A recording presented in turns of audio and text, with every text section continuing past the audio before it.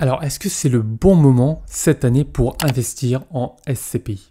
Il y a des données exclusives qui sont sorties il y a quelques jours sur BFM Business et qui indiquent que les impayés de loyer ont atteint un pic depuis le Covid et la crise inflationniste. D'ailleurs, dans un rapport annuel de la Fondation Abbé Pierre, on peut constater que le nombre d'impayés locatifs est en forte augmentation depuis les années 2000.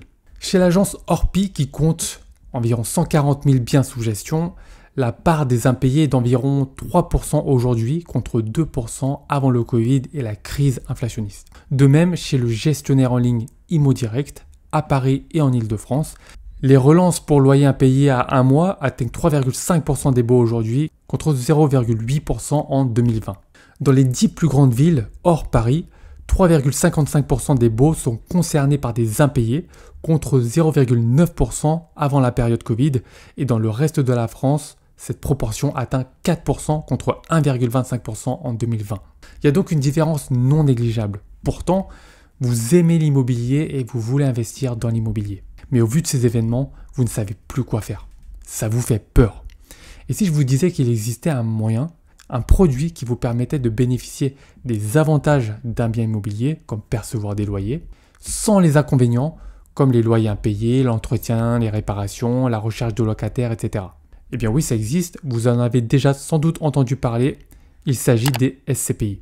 Alors restez bien jusqu'à la fin parce que je vais vous dire clairement si c'est le moment ou pas d'investir dans ce type de produit. Commençons par décrire le fonctionnement des SCPI. Donc ça va être le point numéro 1. Qu'est-ce qu'une SCPI? Alors une SCPI ou Société Civile de Placement en Immobilier, c'est un véhicule d'investissement collectif dans l'immobilier. Concrètement, ça signifie que vous achetez des parts dans une société qui détient et gère un portefeuille d'actifs immobiliers, souvent à usage commercial ou résidentiel. L'intérêt des SCPI, c'est que vous profitez de la performance de l'immobilier sans avoir à gérer un bien en direct. Autrement dit, vous percevez des loyers réguliers sous forme de dividendes en proportion des parts que vous détenez. Point numéro 2, pourquoi les SCPI sont-elles populaires? Depuis quelques années, les SCPI ont connu un énorme succès auprès des épargnants. Et cela pour plusieurs raisons. Tout d'abord, on a le rendement qui est attractif. Donc l'IEIF, donc l'Institut de l'épargne immobilière et foncière, a publié les taux de distribution 2023 de toutes les SCPI du marché. En 2023, le rendement moyen des SCPI était autour de 4,5%, ce qui est très intéressant quand on le compare à des placements bancaires sécurisés comme les livrets d'épargne ou l'assurance vie en fonds en euros qui rapportent beaucoup moins. Je vous affiche à l'écran l'ensemble des rendements de toutes les SCPI du marché. Vous pouvez mettre pause pour bien regarder leur performance et regarder vraiment en détail les différentes SCPI. Deuxièmement, la mutualisation des risques. Avec les SCPI, vous ne misez pas tout sur un seul bien. Vous investissez dans un portefeuille diversifié d'immeubles, souvent situés dans différentes régions, des secteurs d'activité différents ou même différents pays. Et ça permet donc de diluer le risque. Troisièmement, l'accessibilité. Donc, contrairement à l'investissement en direct, qui peut nécessiter un capital important, vous pouvez investir dans les SCPI avec quelques milliers d'euros seulement. C'est donc une porte d'entrée beaucoup plus accessible pour de l'immobilier. Quatrièmement, aucun souci de gestion. Vous n'avez pas à vous occuper des locataires, pas besoin de vous occuper des travaux. La société de gestion s'occupe de tout et vous percevez des loyers. Mais attention, investir en SCPI peut présenter des avantages comme je vous les ai énoncés juste précédemment, mais il y a aussi des points d'attention et des inconvénients, donc il faut bien les connaître et bien garder à l'esprit lorsque vous vous lancez pour investir dans les SCPI. Donc voici ce que vous devez prendre en compte avant de vous lancer. Ah oui, je passe énormément de temps à préparer mes vidéos pour vous aider à mieux gérer votre argent, à développer votre patrimoine. Donc avant d'attaquer le troisième point, soutenez-moi avec un like et abonnez-vous pour ne pas louper les prochaines vidéos qui, j'en suis certain, vous permettront de sécuriser votre avenir. Donc point numéro 3, les inconvénients des SCPI.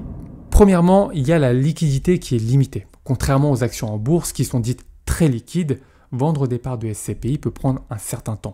Le marché secondaire des SCPI n'est pas aussi fluide et il peut même arriver que vous deviez attendre plusieurs semaines voire plusieurs mois avant de pouvoir revendre vos parts. Deuxièmement, les frais d'entrée et de gestion élevés. Les SCPI facturent des frais d'entrée qui peuvent varier entre 8 et 12% de votre investissement et à cela s'ajoutent des frais de gestion annuels qui peuvent atteindre 10% des revenus locatifs. Vous devez donc compter sur plusieurs années pour compenser ces frais avec les revenus générés. Troisièmement, le rendement qui est non garanti.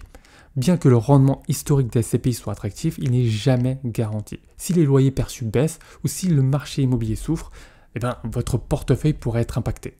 Quatrièmement, la fiscalité. Les revenus des SCPI sont soumis à l'impôt sur le revenu et aux prélèvements sociaux, ce qui peut réduire votre rentabilité nette, surtout si vous êtes dans une tranche d'imposition élevée.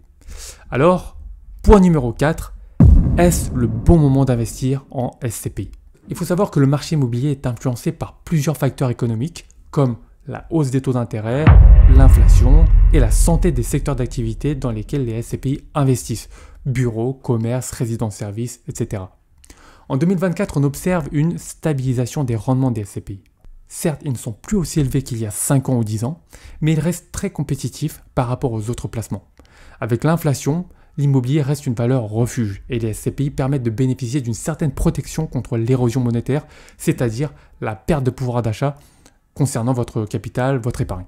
Par contre, si les taux d'intérêt continuent de grimper, ça pourrait bien freiner la valorisation des actifs immobiliers. Les sociétés de gestion pourraient également avoir plus de difficultés à attirer des locataires ou à augmenter les loyers, ce qui impacterait vraiment les rendements futurs. Point numéro 5, pour qui les SCPI sont-elles adaptées? Investir en SCPI peut être une très bonne solution, mais ça dépend de votre profil et de vos objectifs. Si vous cherchez à diversifier votre portefeuille sans vous soucier de la gestion locative, alors c'est l'option idéale. Si vous souhaitez toucher des revenus réguliers, c'est parfait pour générer des revenus complémentaires. Si vous avez un horizon de placement long terme, au moins 8 à 10 ans, les SCPI peuvent compenser les frais d'entrée avec des rendements stables. Par contre, si vous avez des besoins de liquidité à court terme ou si vous êtes allergique aux frais élevés, ce n'est peut-être pas le placement idéal pour vous. En conclusion, on peut dire que les SCPI restent un investissement immobilier solide, mais elles ne conviennent pas à tout le monde. Si vous cherchez à diversifier votre patrimoine immobilier sans vous préoccuper de la gestion et que vous avez un horizon d'investissement à long terme, alors oui, ça peut être une option intéressante. Par contre, comme tout placement, il est essentiel d'étudier votre situation personnelle. Assurez-vous que cela corresponde à vos objectifs et à votre tolérance au risque. Si vous souhaitez être accompagné pour être certain de faire les bons choix pour sécuriser votre avenir, vous pouvez réserver un appel gratuit avec moi en cliquant sur le premier lien dans la description. Je me ferai un plaisir de vous guider.